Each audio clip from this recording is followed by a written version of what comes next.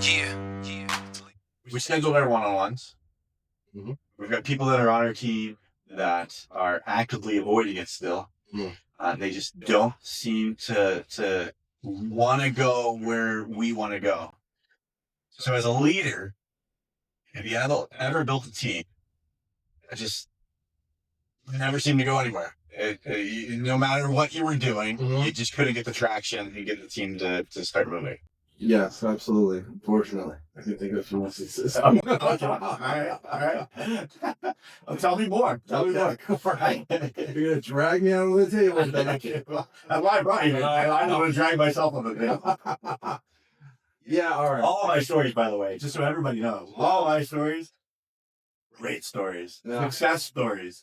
These are where Jeff does amazing things stories. Right, 10 stories. I'm the bookend of that. Yeah, You gotta balance out the yin and the yang. Right. Yeah, 10s are going to be the bad stories. Oh my goodness. This is how you don't do it. Okay. All right. Okay. Well, yeah. Early on in my career, I also had an opportunity to run a brand new Nissan point. So car dealership, launch it. Okay. So Geo, grand open at the whole 9 yards. And this is where this failure came from, in that I basically took sales teams from competing dealerships around me and recruited them and brought them into our business, which seemed like the expedient and smart thing to do at the time. Yeah, absolutely. I would hope that as a leader. Really, just go shop your competition and hire them. Yeah. Conquer conquest, bring them in. And that was really my mentality at the time. And I ended up with a very fractured, eclectic group of mixed performers, right? Because you have to think, why would they leave another dealership where they were doing really well to come to this dealership? Of course, I'm there, right? So they should, but not so much the case. And so what I found is I could never get this team off the ground and consistently performing. You had a little bit of the Pareto, you had some high flyers that could have a good week, a great weekend, have a moment, to shine, but consistently it wasn't there. My attrition remained very challenging. Didn't have that great health signal in terms of them recruiting, referring, like-minded individuals into the business. Never saw that happen. In retrospect, and I knew this a little bit at the time, but in retrospect, this is super clear that I really didn't paint a picture of what I was trying to do with this new dealership and where we could take this, what it could become, and what the opportunity could mean for them going forward. I really saw the challenge of launching the business and that grand opening as the summit. Okay? And that's who we're headed to. But nothing beyond that at that point had I painted a picture for or gotten that team aligned to. And so just attracting a team that wanted to hit their base numbers or hit some number they were used to hitting didn't work. It didn't allow the team to congeal. It didn't allow us to really get goal-oriented and focus beyond that and construct or build, and therefore you ended up with this board. So you had some great hires. I did. And they lacked a unified vision, which just made the whole team flop around. It was messy. It was a lot of finger pointing and back and forth. Lacked teamwork. Lacked camaraderie. Some jealousy obviously mixed in there. Yeah. And it just didn't feel like, an environment that was going to thrive. And and for that reason, I could see why people were not referring in, like-minded individuals and so on. It was really just a cash grab to an extent to come in there and the hype of a grand opening and see what you could do, see what you could get out of it. Yeah. But we weren't building together. I can see that. So when we're talking about building together, we kind of have to define a couple of things. We have to define what we're building. Sure. And we have to define what together looks like. True. Right? We need to have a direction on where we're going. Yeah, I think you used the word earlier. We have to have a unified vision. Right. I can think of so many stories. Again, My teams were successful. No, but I can think of so many times where when we had a unified vision, we went places, and sometimes there was somebody on the team that just didn't align with that vision. They just didn't agree, right? Like you could just see it. And the last video we were talking about people that were actively disengaged. When you have a unified vision, the person that's actively disengaged sticks out like a sore thumb, right? Sure. It's like a big splinter in the side because it's the thing that's agitating everybody. No, we're not. And spreading the seeds of discord. Yeah, so it makes it really easy to figure out who's actively disengaged. And the opposite of that also becomes true. Gary Vee. I like a lot of what Gary Vee says, a lot of what he talks about with consistency. And, there's one thing that always rubbed me wrong that Gary Vee has said over the years. And one of the things that he said in his early days, and I've heard him say it a few times since then, is that you will never hire people to work for you that will work harder to make sure your business, your company is successful than you will. You'll never have people working for you that'll work harder than you will. And I was like, wait a minute.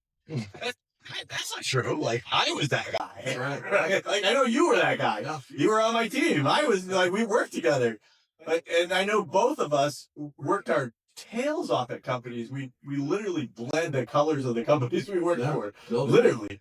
And so just knowing that I was that person and you were that person, I know that Gary Vee's wrong. Companies can recruit people that will work harder than even their boss will work. And I think that's what makes the difference. I think what makes the difference is alignment on a big vision. Yeah. We work for Tesla in Solar City. We got a lot of fanboys apply, right? Like a lot of brand luster hires. Yeah, a lot of people back in the day. This is before Elon, became the political face that he is today. But in the early days, a lot of people just wanted to work for Solar City and for Tesla because Elon and Lyndon and Pete were the founders. Yeah.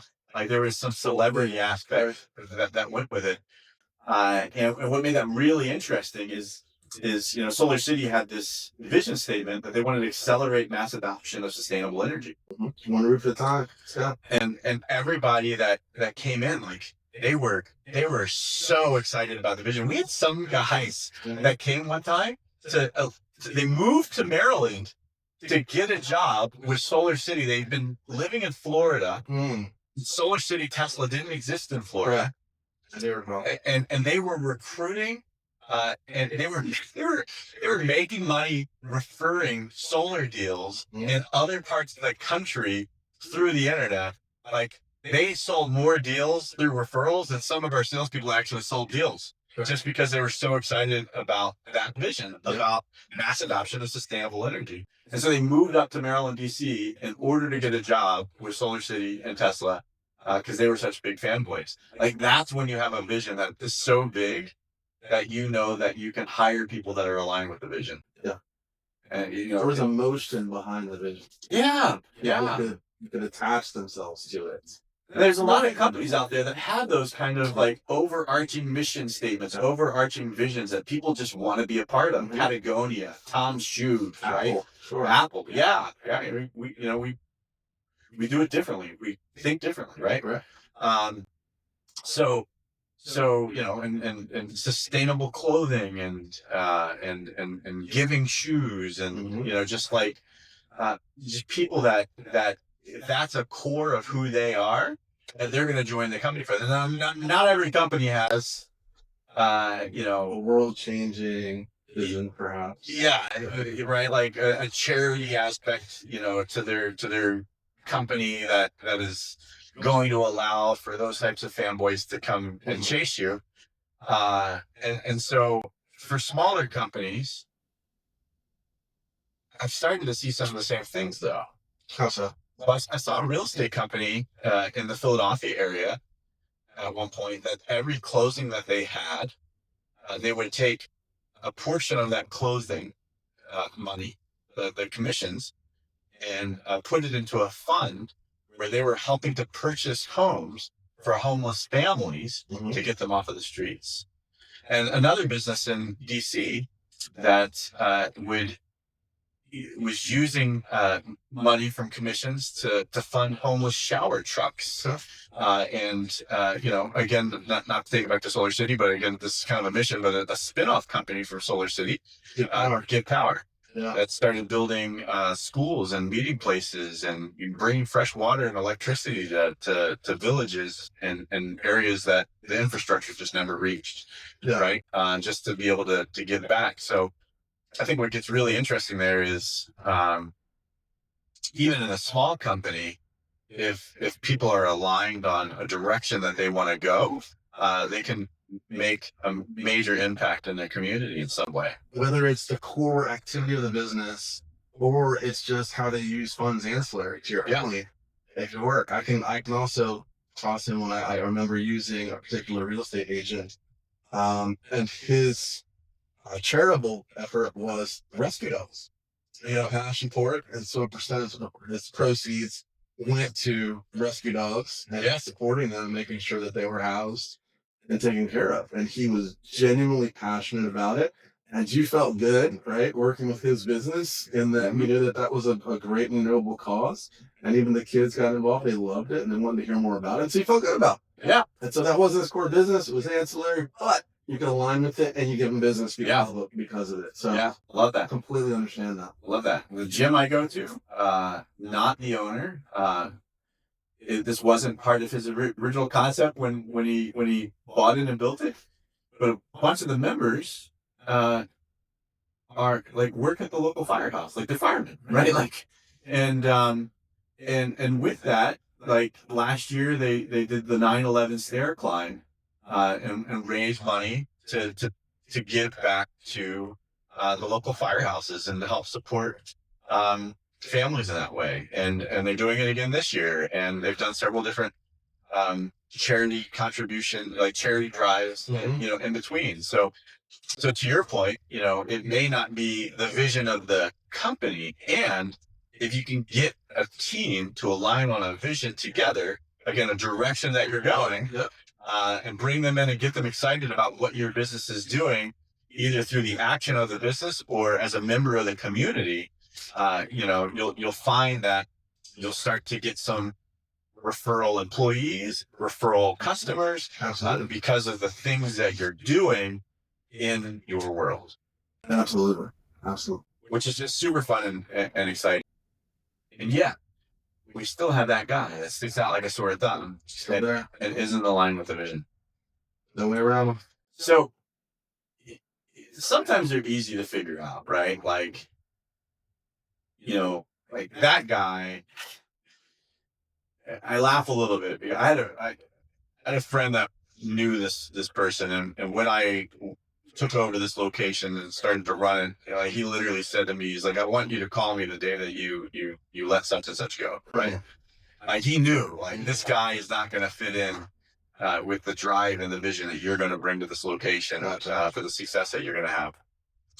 And then other times, though, it's a little bit more, nuanced, right? Like, at one point we were doing a bunch of hiring for a company. We had these interview days, and inside these interview days, all of the managers locally would sit down and interview candidates that were coming in for the positions, because we were close enough locally that the candidates could have gone any direction. So just a mass hiring group, everybody came in. That's right. Robin interviews. That's exactly. Round robin interviews. Two leaders at a table, and then afterwards we would all discuss. We can go into reasons why that was a great concept, and we will right now. But that's another conversation for another day. Diversity in hiring, everybody. Inside of that, though, there's one. I'll call him a kid. I came in one day, and he came in a ripped white T-shirt, for the interview, dirty pants. So you probably done it on the way to the interview, or this was the plan? It's what he was wearing. Okay. I think it was intent.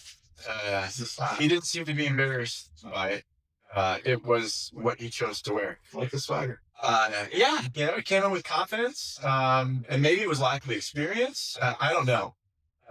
He didn't really impress me too much in the interview. And so when we all sat around afterwards to talk about hiring this person, apparently, one of the managers really thought that he aligned with our vision, and thought that he had something and he could be successful. And the rest of us kind of pushed back and said, like, we don't necessarily think this is a good idea. And, I've always been one that says, I need to allow the leaders to make their own mistakes, right? And so, I have some rules on hiring. If this person would not have passed my rules, and if the manager wanted to give him a shot and find a way to leave, and have bandwidth to do it, I'd leave it up to him. And so he hired him. The kid did not work out. Surprise. In fact, what we actually learned that day is this manager, this gentleman named Matt, still friends with Matt today. We actually found out that Matt had a bigger vision. Really? So Matt was aligned with our company's vision, but his big vision in life was to help people and find a reason to work with them and give them every opportunity to succeed in life. And not necessarily in the career. And that went on to become a pastor. So I think that's where sometimes it gets interesting, is sometimes your visions will align for a period, and you can be going the same direction with people, but inside of your business, if your vision doesn't grow universally in the same way that their vision grows, eventually they may grow out of your business. Yeah.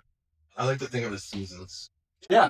People come to your life for seasons. People come to your business for seasons, but the seasonality has to align. That's the way I think of it, right? It can't be winter in your world and summer in mine. It's not going to work at that point. But I get what you're saying. It makes perfect sense. Yeah, and I think it's important for us as business leaders to figure that out too, because I have a vision in my business that may not support the people that I'm hiring forever. And I have two choices then that I get to make.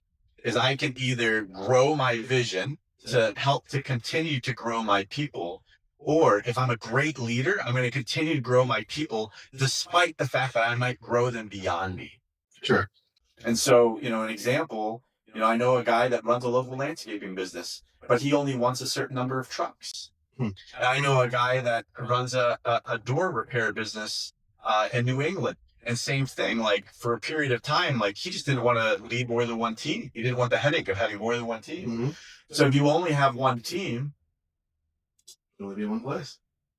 There's only so much you can grow. Sure. Like you're not going to develop somebody else underneath of you to lead extra teams if you don't have extra teams, right?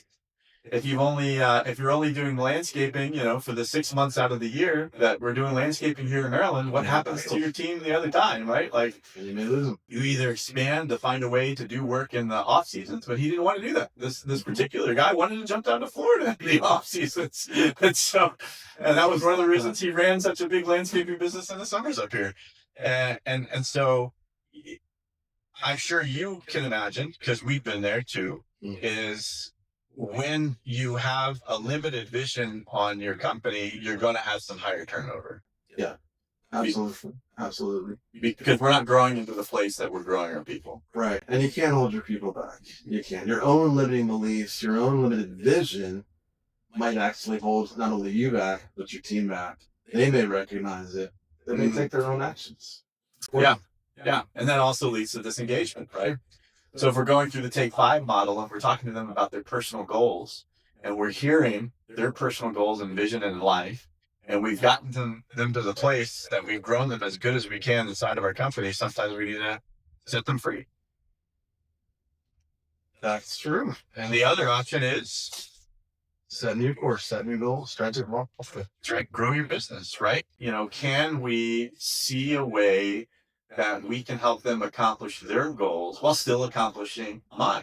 If I don't want to run an extra team, but I have a guy on my team that's talented enough to run an extra team, then he's running the extra team. And I'm just leading this guy that I was already leading before. That's not. That's actually what this door company ended up doing, by the way. Is when he realized that he had people on his team that were talented enough to run teams on their own, and it wouldn't be any extra headache for him. And actually, it's easier for him because now he can lead leaders, and the leaders are leading the teams. Cool. He saw that there was an opportunity to grow his vision to bring more people into his world, which is wild. But he's in a good place now. He is. They're about to do some really cool things. I won't give any teasers. More to come. Maybe he'll be on this video someday talking to the rest of us. So I've got a good vision now, Ted. And we're going a big place that's big enough to grow my team and allow the people on my team to grow. But still, some of the people on my team, they're just not getting it done. Did we hire the right people, Jeff? What do you mean? They're great people. They're aligned with my vision. Mm-hmm. They're super excited about what it is that we're doing. They want to run with us. Mm-hmm. But do they demonstrate the right behaviors? What do you mean? I mean, their activities, their contributions, how they use their time towards the business. Are they demonstrating competencies, behaviors within those competencies that are going to make them successful and you successful? Did you say competencies? I did. Hey, we'll have to talk about that on another video. I like it.